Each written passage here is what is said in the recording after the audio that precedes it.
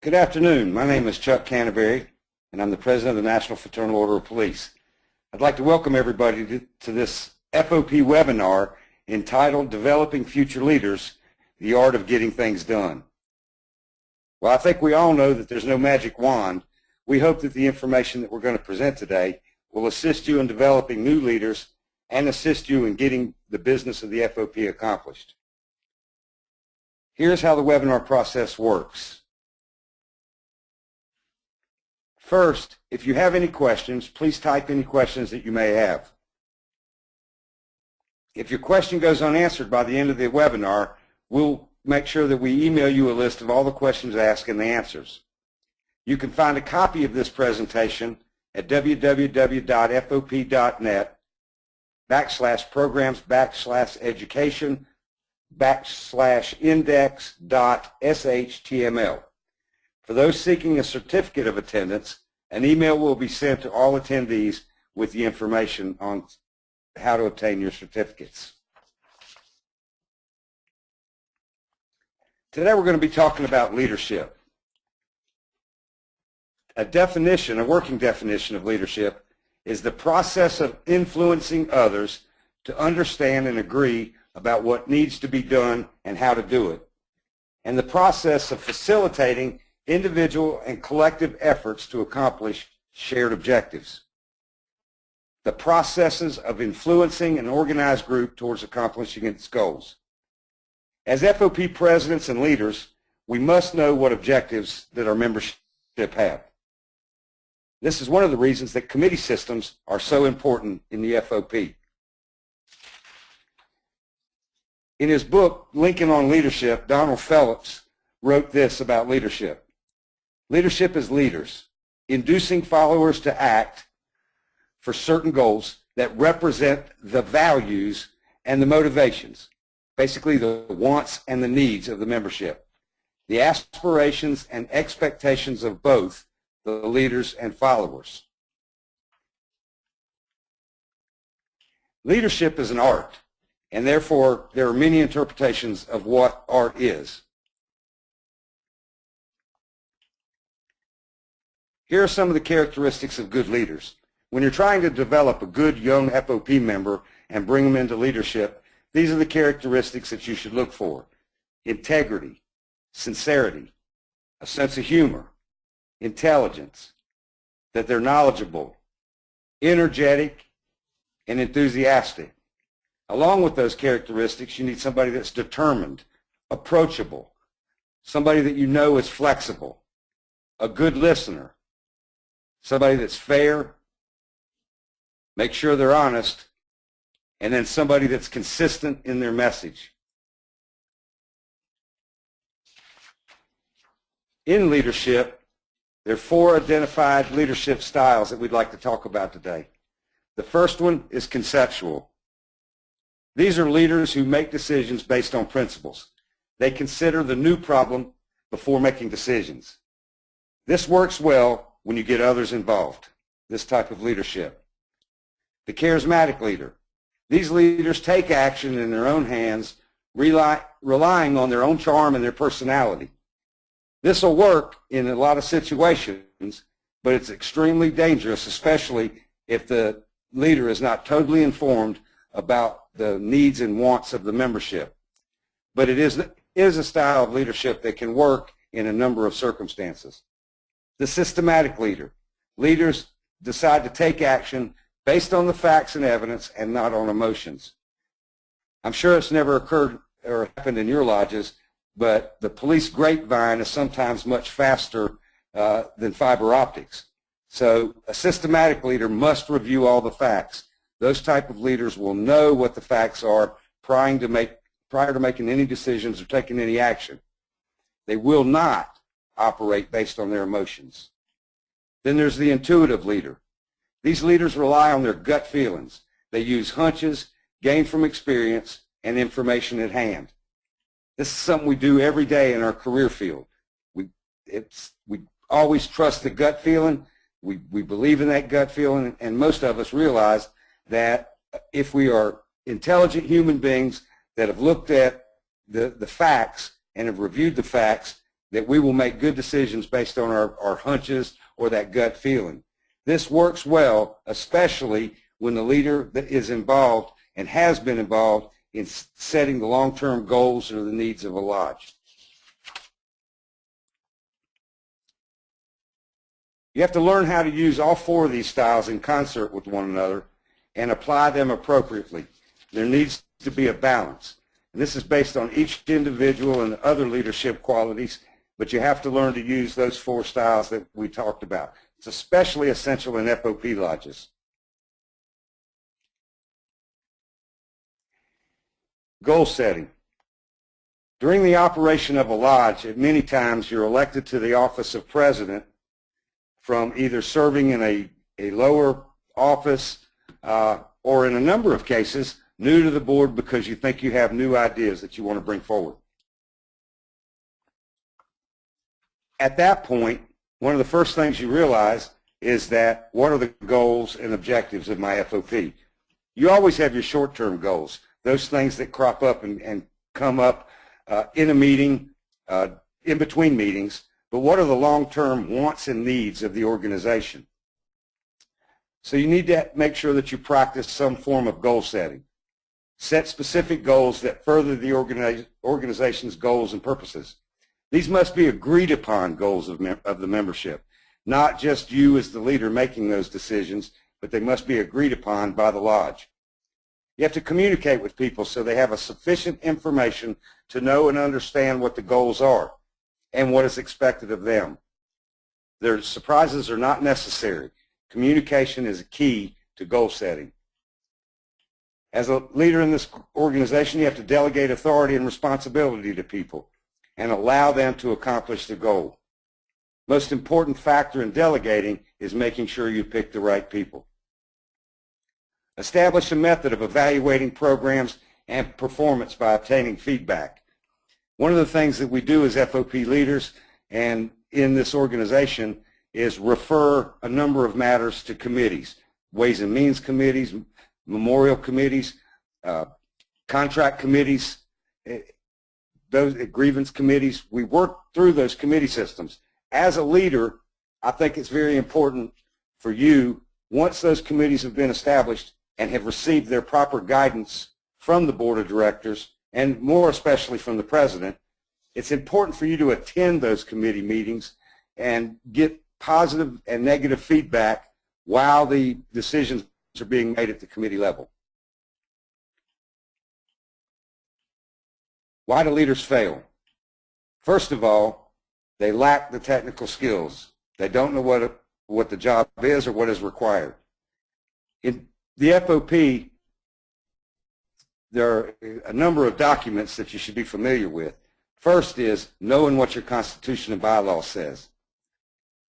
If you're a bargaining lodge, knowing your contract from front page to back cover.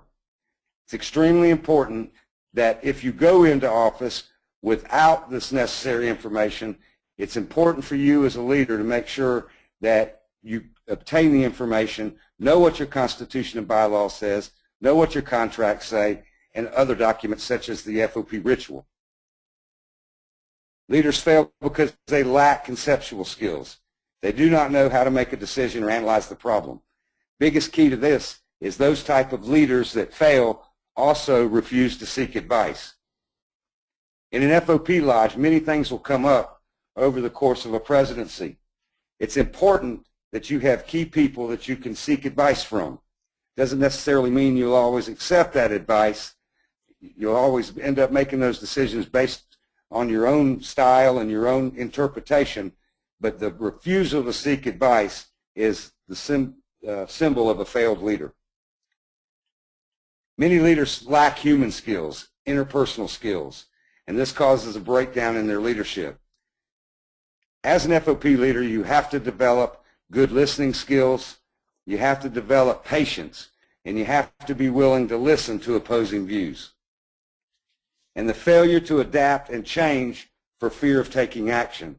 I worked for a chief one time that believed if you had a problem, if you let it go for a little while, 90% of them would go away. The problem with that philosophy is 10% of them don't, and you have to deal with them and obviously become worse if you waited that long. Today, we're going to talk about tips on how to become a successful leader. And in this, when we talk about developing new leaders, these are the things that you look for in younger members of your lodge that help you to identify those people so that you can help to mentor them. One, we look and we need successful leaders to be confident and to make decisions. That goes back to what I talked about a minute ago, knowing your Constitution and bylaws, knowing the long-term goals of your organization, and making those decisions based on an educated review of all the problems. Secondly is to get out from behind your desk or your FOP lodge and see what's going on. I call this management by walking around. Be careful to not get so comfortable that you lose touch with your members. I remember a couple of years ago, a lodge that had developed a wonderful internet system for letting their members be aware of what was going on, but the president decided if they were at the meeting, they didn't need to know. If they were not at the meeting, they didn't need to know. And that's a sign of a very poor leader. You have to be able to get out, talk to your troops, and make sure that they know that you know what's going on. You have to have a broad perspective. Not all of us are versed in every area that a FOP may get involved in, so you have to try to broaden your horizons. You need to search out problems and solve them. I'm not talking about rumor mongering, but you got to go to the source. If you hear of a problem brewing in your FOP lodge, you need to seek out that person or persons, find out what the problems are, and try to work out a solution. We have to be sensitive. It requires us to look at aspects of our members' personal lives and their personal personas and be sensitive to their needs. Doesn't necessarily mean you have to agree with every individual, but you need to be sensitive to their styles and to their personalities. Don't take things for granted. We have to ask our members what's going on. Sometimes you get back too far from the front to know what the issues are on the street. Do not accept or tolerate incompetence. If a member of your lodge or your elected executive board is not doing their job, you need to put that person on notice. You need to let them know what their job entails, what's expected of them as a leader in the FOP, and you need to make sure that you do that and document it. I think it's extremely important to make sure you maintain open communications with all of your board members, but if you have somebody that's not doing their job, obviously as a leader, you cannot tolerate it and accept it. Do not make or accept excuses. If you miss a roll call that you were supposed to be at, you need to admit what happened, tell them that you couldn't make it. Whatever had happened, let the members know, and you also need to make sure that your board members can't provide you an excuse that you know is just not tolerable. Don't procrastinate. Be timely. FOP members expect leaders to take care of their problems. If you're dealing with the situation and it's going to take longer than you anticipated, make sure you let that member know. Be honest to yourself and to others. Many times in the FOP, membership will ask us for something that just is absolutely not possible. Well, we need to tell them that. We need to be positive about it. We need to be honest.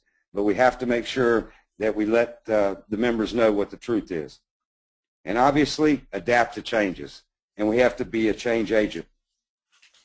I remember when, early in my career, when the department made a huge effort to recruit gender differences in the agency, we were a department that had very few women.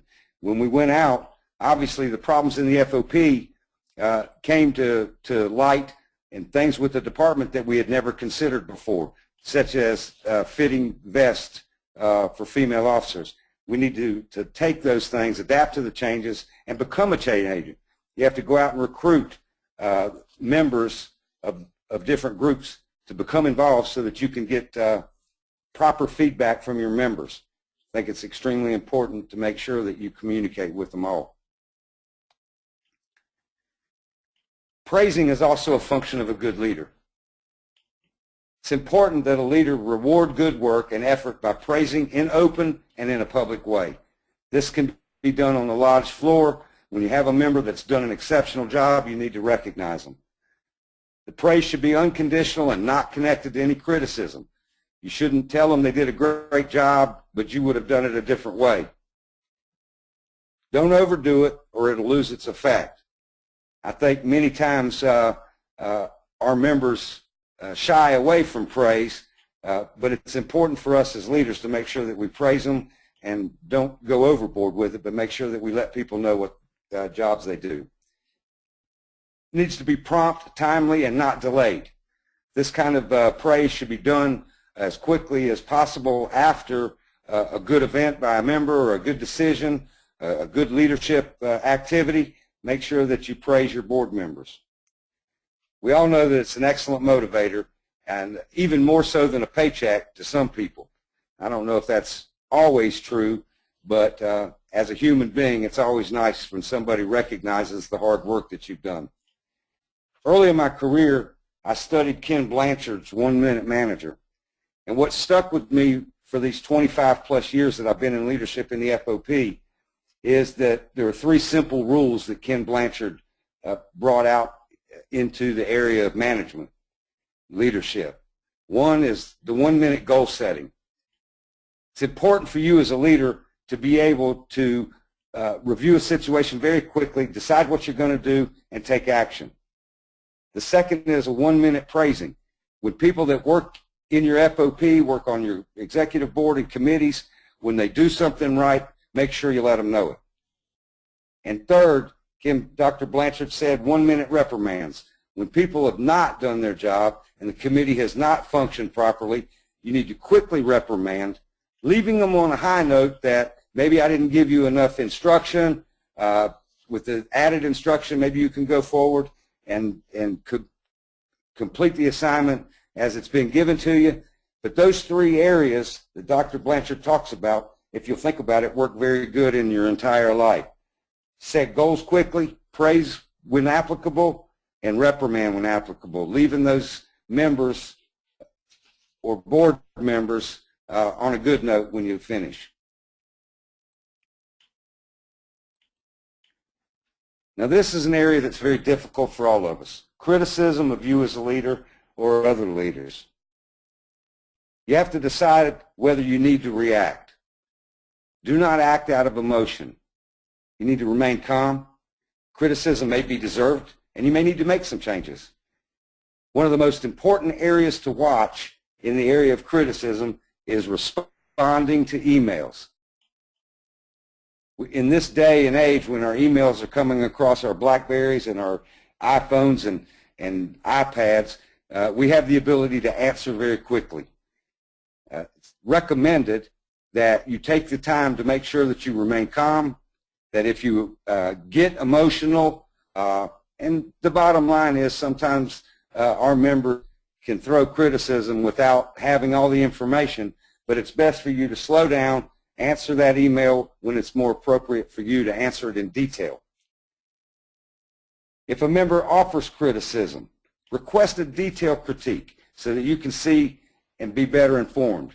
Try to identify where you should make those changes. One of the things that I like to do when people offer criticism is ask them to put them in writing. Send me an email. Tell me what you don't like. Tell me what actions you didn't like. Tell me what you think I could have done better. Then I review all of that information and try to come up with a response or try to identify where I need to make some changes and improve my ability to communicate and or change my opinion on the way I've been doing something. Do not let criticism ruin your career or credibility as a leader. I know it's hard sometimes to take these jobs, mostly unpaid and underappreciated, and let criticism cause you to just ruin your ability or your credibility as a leader. You need to take sure you can show your members how professional you are. Make it a positive experience for both you and the critic.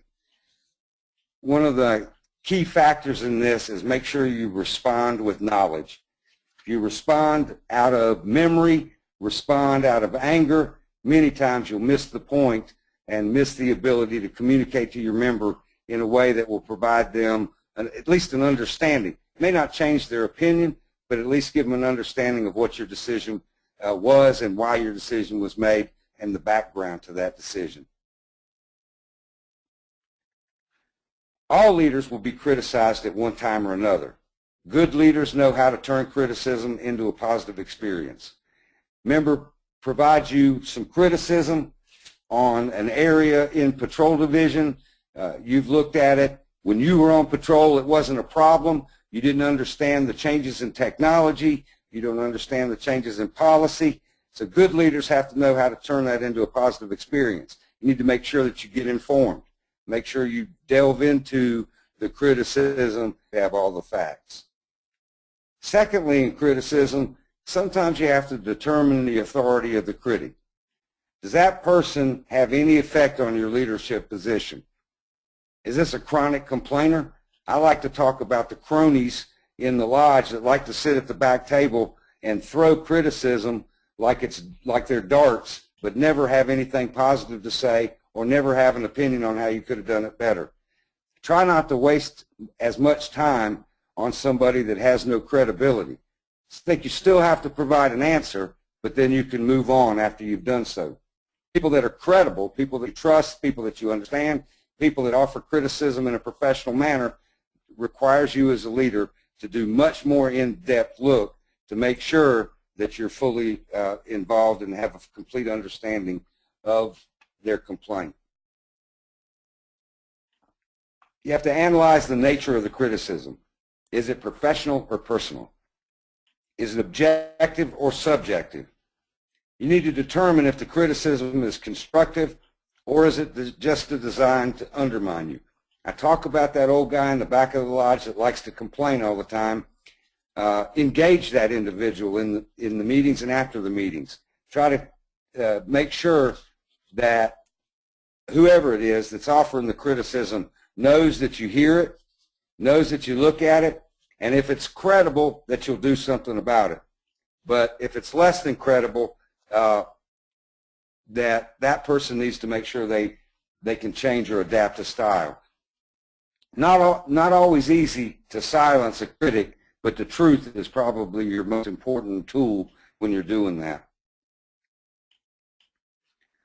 Communication, an area that all FOPs can improve in, regardless of how good you are at it, or as a leader.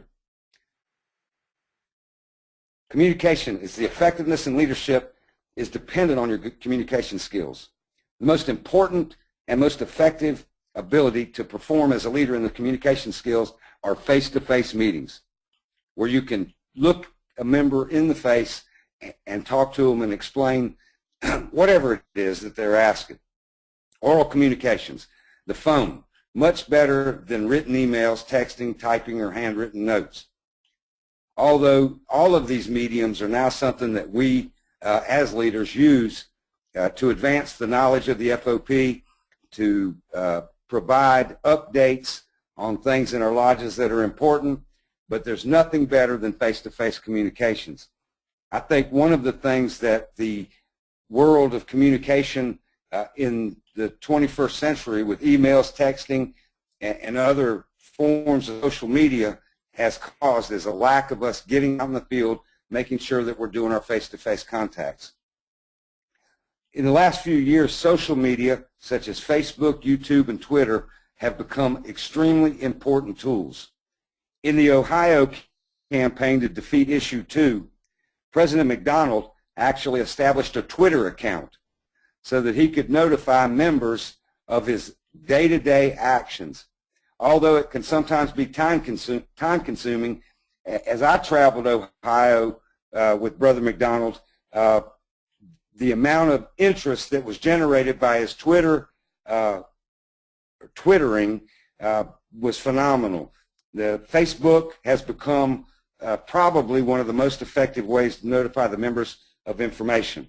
Obviously, a Facebook page should not be used for personal communications. We teach a social media class where we provide you all the do's and don'ts, but one of the most important things to remember is do not use your departmental computer for social media. Secondly, you shouldn't put things on Facebook that should only be said in person or behind the doors of a closed meeting. When we talk about oral communications, we obviously understand the body movement. Many of us are trained in watching those type of things, nonverbal communication techniques. We need to make sure that we're open to our members and don't close ourselves up when we're talking. Some of the other areas that are very important during communications are media, TV, interviews, and newspapers. I hear it all the time that the media is not our friend. Unfortunately for us as leaders in the FOP, many times we're forced to make public statements to the media, have to use TV interviews to get our points across, and have to use editorial boards in order to let the public know what's going on. So as a leader, it's extremely important for you to, one, first, know your media, two, use the media in an ability to provide information, always remembering that there's no such thing as off the record when you're talking to the media. If you're not very qualified to do oral communications, and in other words, if you have a phobia of public speaking, I highly recommend some of the very effective public speaking classes that are available. Leaders must be able to communicate. The reasons that we have to communicate are, one, that we have to inform our members. We have to inform the public. We have to inform our members on what the goals and objectives and wants and needs are. To persuade. Another time that we use the media is an attempt to persuade the general public to a position that's more favorable to the FOP. To create goodwill. To get things done, to accomplish tasks in our FOP lodges. To contribute to organizational well-being and a positive organizational image. One of the things that we talk about in our public campaigns to garner the public's support on issues such as wages and benefits is to make sure that we communicate with the public and that we contribute to our communities and present ourselves in a very positive organizational way. Members don't expect us to win every issue. They just want to know that we're engaged. So you have to make sure you communicate to your members and allow them and the public to know what's in the best interest of the members of the Fraternal Order of Police. Why do we need good leadership? Well, first of all, our members don't want to be managed. They want to be led. You know, who ever heard of a world manager? You hear about world leaders. Areas such as the political leaders, President of the United States, the leader of the free world. Community leaders, members of your community that are outspoken, that fight for their constituency. Business leaders, a group that we normally have quite a bit in common with because we also are members of the community, but also a group that we sometimes are at odds with when it comes to the goals and objectives of the FOP. And of course, the labor leaders, people that go out every day fighting for their members, working for the well-being and the benefit of their membership.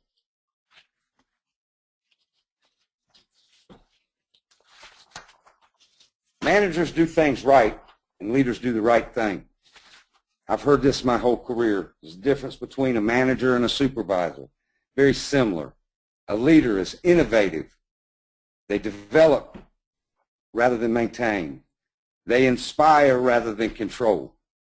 They have a long-term view rather than the short-term view.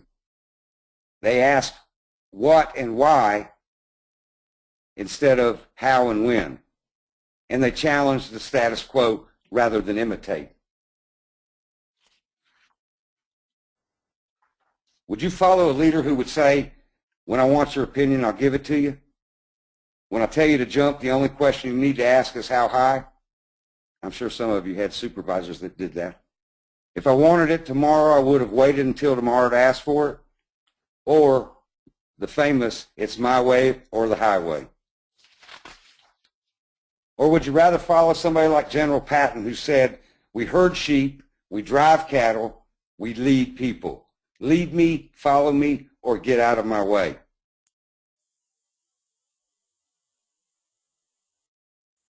Early career in the Senate, found out that people want to be needed. And he made a meteoric rise to the top as Senate Majority Leader after one term in office. And one of the things that he said, and his quote was, "People want to be needed. You have to ask." In the area of developing leaders, it's important to ask your members to participate and to get involved. Some leadership myths. Leaders have a raw natural skill. Leaders are born, not made. All leaders are charismatic. Leaders must control, direct, and manipulate others. And leaders must be in positions of authority. One of our purposes today is to help you recognize your own leadership skills and help improve them by understanding what a leader is and what he does. In the bottom right corner of the slide, you see the famous Kennedy brothers. Leadership is not genetic. A family of leaders such as the Kennedys occurs not only because they were born to be leaders, but because they were raised and taught that they had a responsibility to become leaders. Many leaders start out as a new member, but due to the inspiration or lack of inspiration, they either get involved or don't get involved.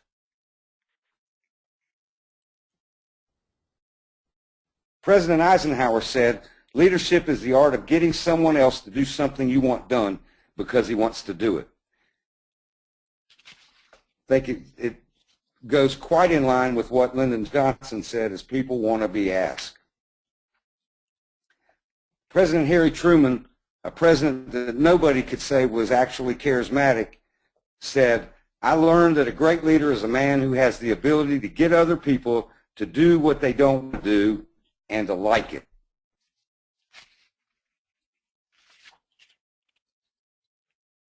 Are good leaders born to lead, or can they be trained? All of the qualities that we read about a good leader are things that can be learned and that we can train our members to believe in. It's extremely important when you're looking for a new leader to look for the qualities that we discussed earlier on that slide. Where do you look for new leaders? Well, in the FOP, the most obvious place is on your own board of trustees. They've already shown an interest in the organization. They already participate, and most of them are willing participants to learn more and to become better informed about your role and duties. Roll call meetings. Who are the informal leaders when you go to a roll call? If you go to one district and you always have questions by the same member,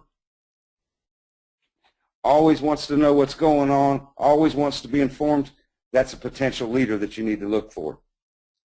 Their backgrounds, economics, oral presentations, always gets their assigned task done, honest, dedicated to the goals of the organization. Maybe they're not on the board of trustees, but they serve on your committees, and they work hard for that committee. Those are the people that you can look to bring forward and to bring out as new leaders in the organization. The most important factor here is that you have to know your own membership. Other places that you can look for them are on your own lodge floor. People that are engaged, that ask the tough questions, that want to know what's going on. And of course your conference delegates. Same type of member. One of the things that we have needed to establish and work on more in the FOP is mentoring. I know that Jacksonville Lodge 530 in Florida had a mentoring program that was discussed a number of years ago, where they actually, when an officer was assigned a field training officer, he was also assigned an FOP member to try to mentor that person along and to get them involved in the FOP. Very successful program, and I'm not sure if they still are utilizing that program, but I know they also used it in the area of diversity in their lodge when they knew they needed to get out and get a better understanding and more information to those members so that they would look at coming on. Apprenticeship is a form of mentoring. have people that are getting involved in your lodge, have them shadow your other officers to see what those duties are and to work with them. And it assures that the quality of the craft is being handed down to another group or another generation that can continue on in the goals and objectives and help meet the wants and needs of your membership. Leadership is a similar craft, and it can be passed down to all those who continue the skill. I believe it's taught. Leadership is taught. And who better to teach it than an experienced leader in a lodge who will mentor one another. Mentors are valuable and should be encouraged. As I said earlier, I believe a good source of bringing new members along, getting them involved, is assigning mentors in your lodge. The smaller the lodge, obviously, the easier it is to do that. But as I've already discussed, Jacksonville 530 is a rather large lodge, and they had implemented a similar program.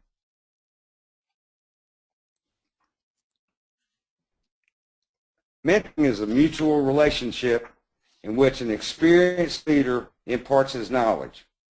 I think it's important for us to remember that we've been in office a number of years. You cannot assume that they know what you do. Making sure you keep that communication open and mentor the younger people is a way to do that.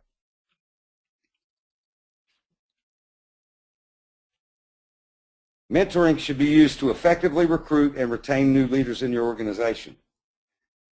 Mentors should find a personal reward for developing others.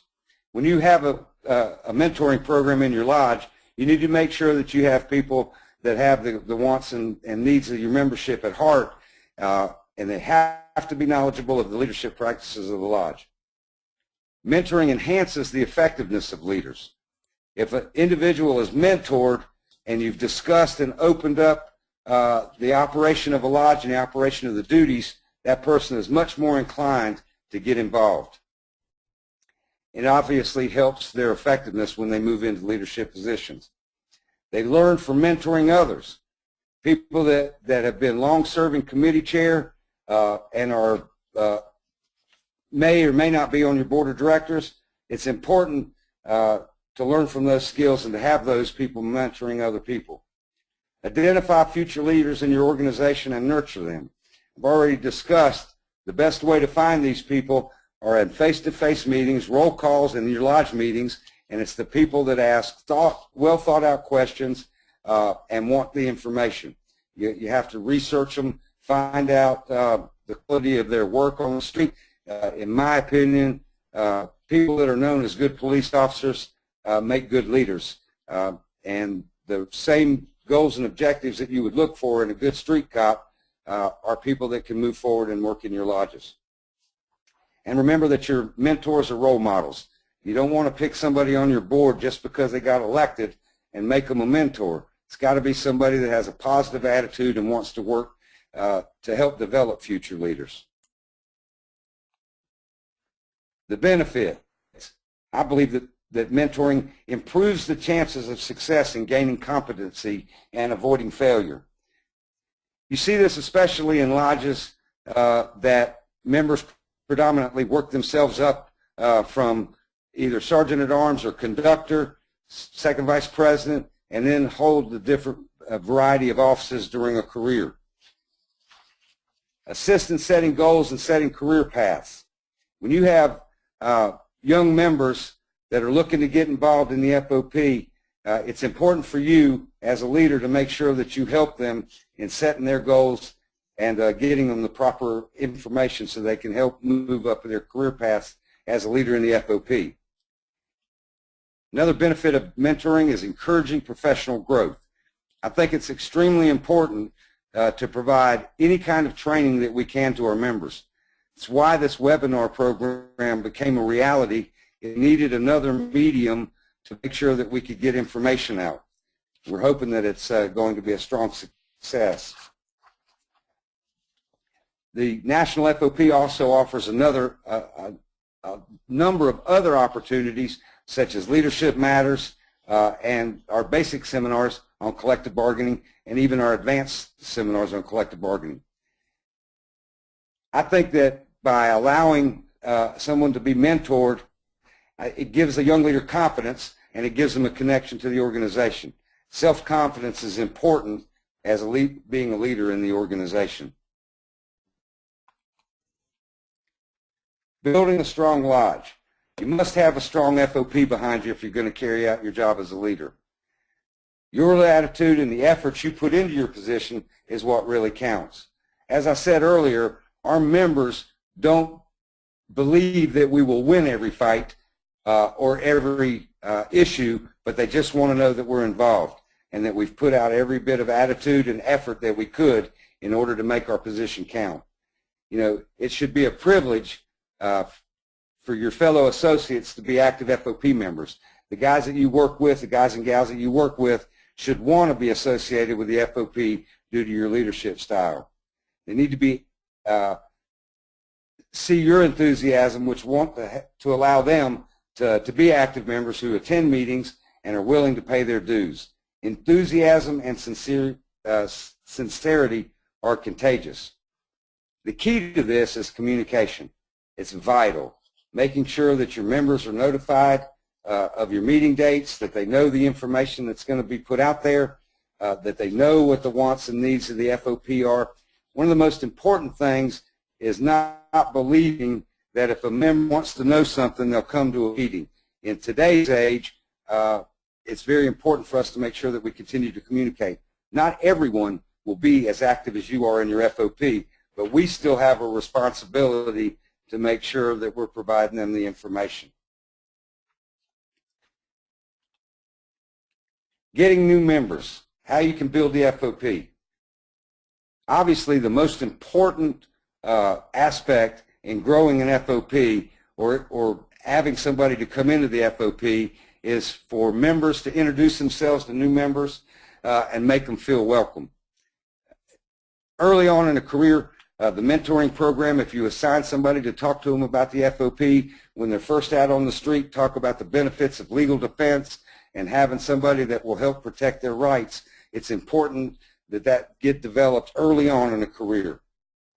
You have to talk with new members and introduce them to other FOP members. They need to know that the departments as a whole or the lodge as a whole are supportive of each other and that they'll take care of each other when they need to.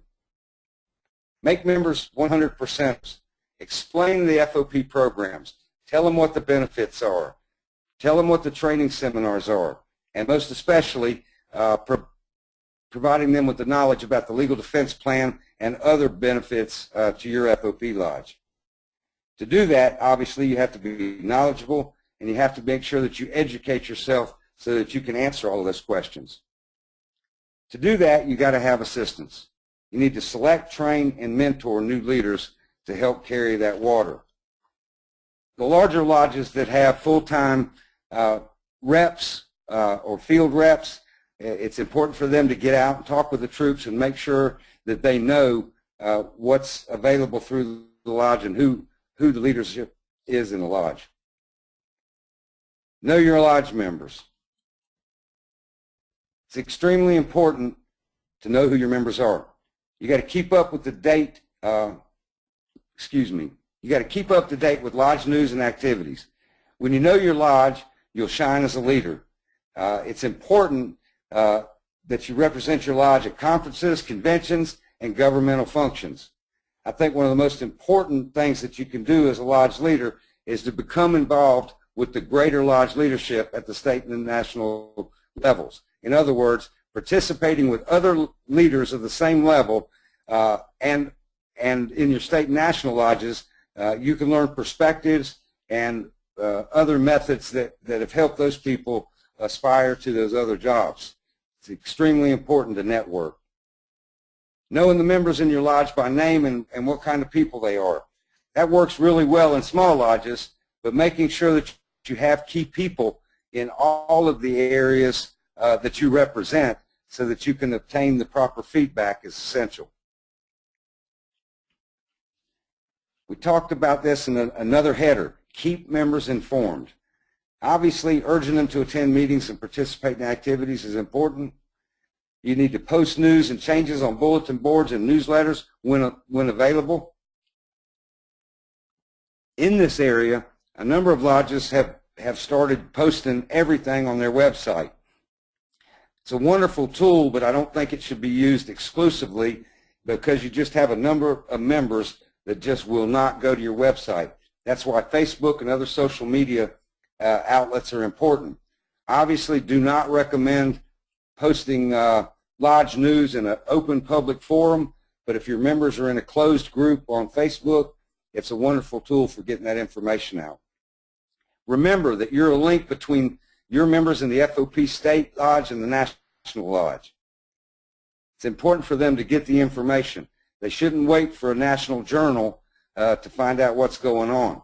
Keeping yourself informed through the FOP Grassroots program on our legislative and also being on our National Legislative Facebook page and our National FOP Administrative Facebook page so that you can get information. A lot of information on upcoming conferences, upcoming training, and other matters that are important. The webinars, making sure that you let your members know that they're encouraged to sign on to the web page and look at past webinars or sign up for new webinars. Listen to your members and represent them to other lodges to the best of your ability. It goes in line with staying linked in with your national and state lodges. It's extremely important. Keep a united front. We talked about that, showing support with the national, state, and other local lodges. The national lodge may get involved in an issue in one state, doesn't seem to be that applicable to you, but it's important for you to become involved and keep informed because what we see most of the time, if a problem emanates from one part of the country, it's not long, it's on the other side of the country. Tend to problems before they become complaints. If you hear people complaining about the communication of the lodge, the finances of the lodge, what are the leadership doing, you need to make sure that you tend to those problems before they become complaints or before they become the order of the day for the members. Handle complaints and gripes quickly and reasonably. We've talked about that there are certain people that are just going to complain about everything, but you can't ignore those problems. You need to deal with them and at least make sure that if you have somebody that's being openly negative, that you're putting out the facts so that your members know what the true facts are and not what they are on the rumor mill. Rely on truth and facts, and obviously we've talked a lot about it, but avoid rumors and gossip.